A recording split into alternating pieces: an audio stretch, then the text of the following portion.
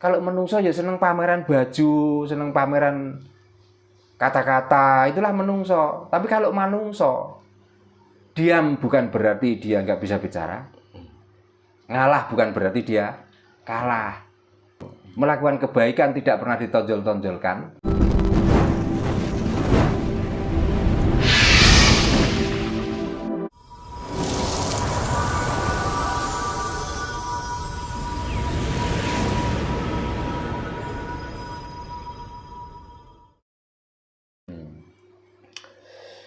Media ketika kita berdoa itu kan banyak Pak. Yeah. Kadang ada yang berdoa itu harus pakai pengeras suara gitu, biar semuanya dengar gitu. Kadang ada yang bisik-bisik ya kan. Nah, sebenarnya ucapan itu, omongan kita saat doa itu omongan seseorang untuk siapa? Untuk diri sendiri, apakah untuk Tuhan atau bagaimana? Ya di samping untuk diri sendiri, untuk mengingatkan orang lain, kalau pakai corong, kalau pakai loudspeaker ya, untuk mengingatkan orang lain supaya apa? Supaya pada ingat.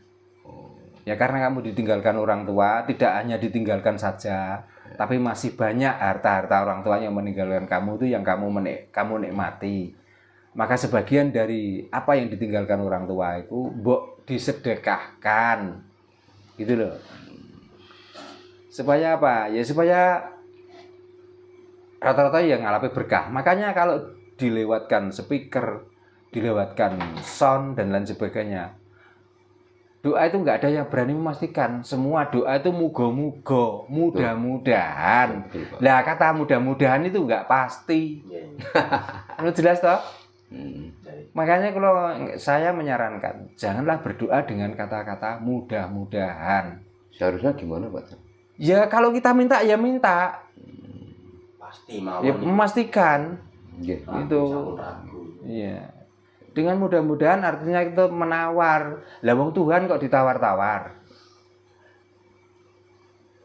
Gitu. Kalau kita minta bapak saya ditempatkan di surga, jangan ditempatkan di neraka, ya sudah. Jangan duh Gusti mugi-mugi bapak kula manggon ten swarga. Nggih. Nah terserah Gusti. Mau tak taruh surga, mau tak taruh neraka, kan urusanku. Kamu mintanya mudah-mudahan aja. Sifatnya Gusti sakarepe dhewe. Sakarepe dhewe. Gusti itu nggak mempunyai sifat apa-apa, Pak. Saenake dhewe. Makanya orang jualan es mintanya panas. Nggih.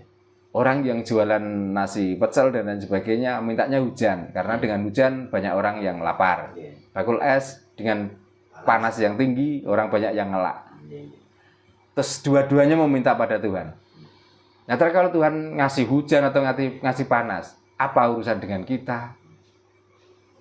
Itulah yang saya maksud, Tuhan itu sifatnya sakarepe dhewe. Tadi dijelaskan Pak Darno bahwa doa itu kan sifatnya kan hiburan gitu Pak. Dan tujuannya itu hanya intinya itu kalau kita mendoakan leluhur yang sudah meninggal, intinya kita itu bersyukur karena sudah diberi warisan dan sebagainya gitu Pak. Nah bagaimana ketika ada selamatan doa di 3 hari orang meninggal itu, 7 hari, 40 hari, 100 sampai 1000 hari itu tujuannya untuk apa Pak? Nah karena orang Jawa itu sudah mempunyai pedoman. Di saat orang mati yang dikubur di alam kubur, semasa 3 hari itu apa yang terjadi perubahan pada tubuh si mayit yang dikubur itu.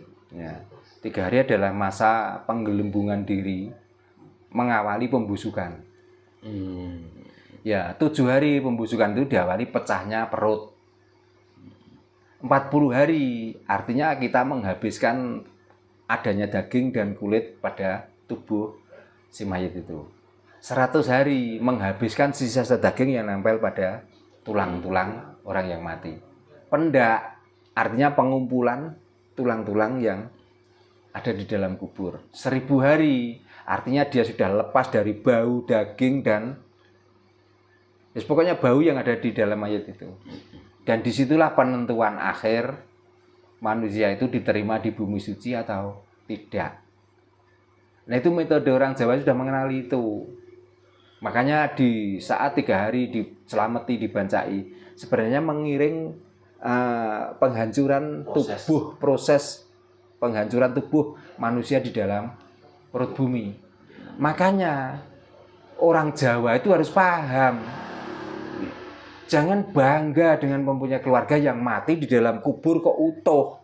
Nah, Itu bukti bahwa orang tersebut tidak bisa diterima oleh bumi suci. Gitu loh. Maka yang benar bagaimana? Yang benar yang melepuh, busuk, dan habis tinggal tulang itu. Itu tandanya dia sudah kembali ke unsur 4. Yang dari bumi kembali ke bumi, Betul, yang dari angin kembali ke angin, yang dari api kembali ke api, yang dari air sudah kembali ke air. Jadi kita kembali ke sangkan paraning dumati. Yaitulah kalau di dalam bahasa agama, inna lillahi wa inna ilaihi rajiun. Lah kok ada orang yang suka karena keluarganya itu utuh. Ini sudah jelas. Berarti benar-benar bumi itu udah gak mau menerima lagi orang tersebut. Maka jangan bangga. Mau dikatakan itu wali, mau dikatakan sonan, mau dikatakan nabi, kok dia utuh, berarti dia tertolak oleh bumi suci. Bumi saja menolak, apalagi surganya. Pak. Gitu loh. Berarti nggak dapat surga, dapatnya sualego. Itulah uraian kenapa harus di 3 hari ini. Itu sebenarnya cuman kita itu mengiring proses kehancuran tubuh gitu, dalam Pak. kubur. Apakah itu perlu? Ya kalau kita punya rasa ya perlu. Dikala rasa kita sudah mantep, nggak begitu pun nggak apa-apa kok. Ya, kalau eman-eman nanti tidak diiringi dengan bacaan 3 hari itu, ya sudah jangan dikubur. Di hari keras saja, jadi tiap hari bisa melihat. Nah gitu loh. Manusia diciptakan itu kan dikaruniai akal, pikiran, ada juga yang namanya angan-angan ya Pak. Nah, terus akal itu dari mana? Pikiran itu dari mana? Terus timbulnya angan-angan itu dari siapa? Dan tempatnya akal itu di mana? Pikiran di mana? Dan angan-angan itu di mana? Nah, jangan sering dengar toh, penciptaan di dunia yang paling sempurna itu apa? Paling sempurna lah manusia toh. Nah, dengan apa yang dimaksud sempurna? Kan dengan otaknya, dengan akalnya, dengan pikirannya, dengan angan-angannya. Itu yang dimaksud sempurna. Hewan pun punya kepala, punya otak, punya hati. Jangan ditanyakan kenapa kalau hati kok nggak punya pikiran, nggak punya angan-angan. Lah kita percaya nggak kodrat dan wiradat? Jadi kalau kita sudah percaya dengan kodrat dan wiradat, kalau ini dicari kebenarannya dari mana, itu terjadi dengan sendiri tanpa kita sengaja. Gitu loh. Makanya jangan tuntut-tuntutan. Maka makhluk yang paling menerima dengan kodratnya adalah diantaranya hewan, gunung, tumbuh-tumbuhan. Nah, kenapa manusia itu kok tidak pernah menerima? Ya karena akal, pikiran, dan angan-angannya sendiri. Makanya kalau bisa manusia sudahlah menerima kenyataan yang ada ini loh. Ya kita punya pikiran ya kita memikir positif saja. Mempunyai akal ya akal kira-kira yang bermanfaat. Itu angan-angan ya gitu. Angan-angan itu yang positif jangan yang negatif. Jadi kita itu bisa menempati fungsi kita sebagai manungso. Janganlah kita itu menjadi menungso. Manungso Dan menungso. Ya, nek menungso blegere manungso ning menus-menus senengane gawe dosa. Kalau manungso. Tapi kalau manungso sak uripe niku manunggalake rasa. Artinya kita menghargai orang lain itulah memanunggalake rasa. Berarti intinya semua manusia belum bisa dikatakan manungso. Belum bisa. Makanya lebih sulit menjadi manungso daripada menjadi menungso. Kalau menungso ya seneng pameran baju, seneng pameran kata-kata, itulah menungso. Tapi kalau manungso, diam bukan berarti dia nggak bisa bicara. Ngalah bukan berarti dia kalah. Itu. Melakukan kebaikan tidak pernah ditonjol-tonjolkan. Tapi kebaikan itu supaya ada manfaat dari perilaku baik itu. Makanya kalau kebaikan itu diajak-ajak, kebaikan itu selalu digembur-gemburkan. Jadinya malah bukan baik, tapi malah buruk, malah jelek. Kebaikan nggak perlu digembar-gemburkan. Kebaikan itu dilakukan supaya orang lain itu tahu manfaat dari kebaikan orang itu. Intinya yang nanti yang menilai kan orang lain. Ya orang lain.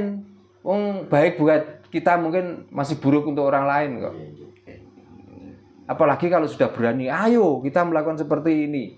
Lah orang yang ngajak sendiri nggak pernah melakukan. Coba, apa nanti akhirnya? Gembar-gembor setiap hari ngajak ngamal lah. Orang yang ngajak ngamal malah mencari amal. Coba. Apakah itu yang dinamakan baik? Ya mestinya kan nggak perlu begitu.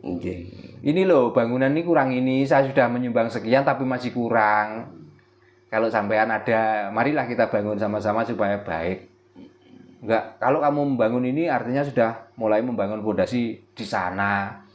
Ya di sana nggak perlu fondasi kok. Tanah itu digali, setelah itu dimasukkan, paling-paling ya ditutup papan kok.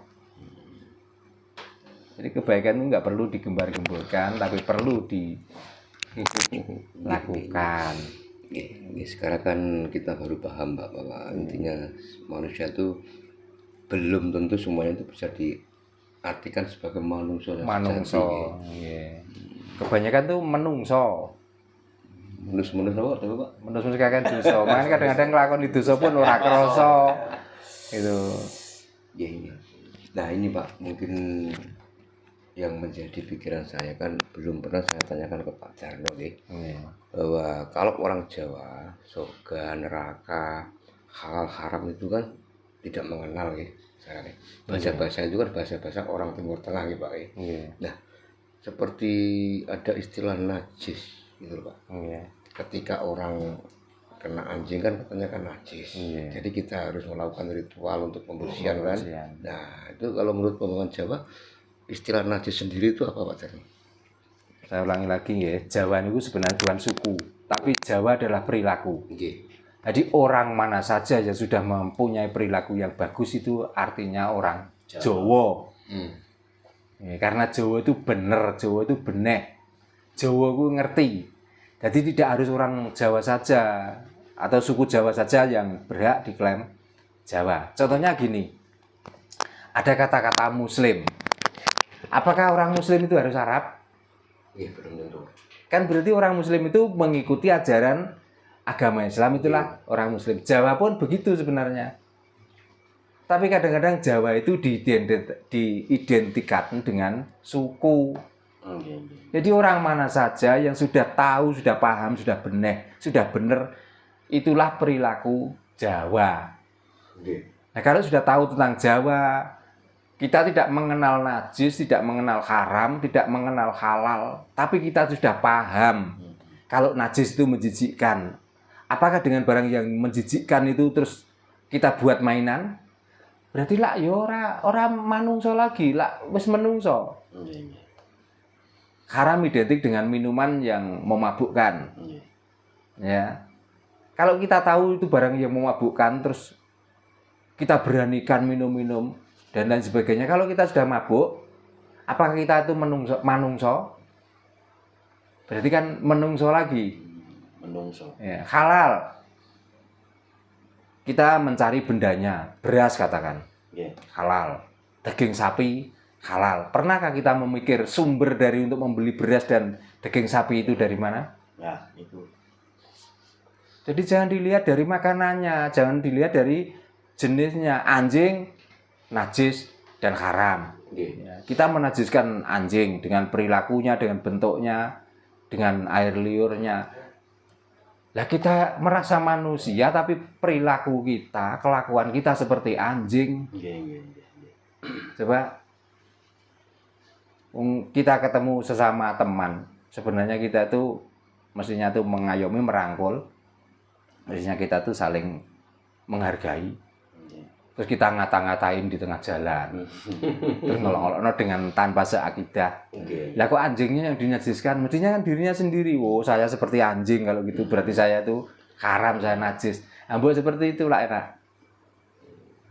Makanya dimaksud tidak kenal itu bukan kenal bentuk, bukan kenal jenisnya, tapi manfaat dan mudorot itu sudah tahu. Kalau sudah tahu itu namanya Jawa, itu namanya waras.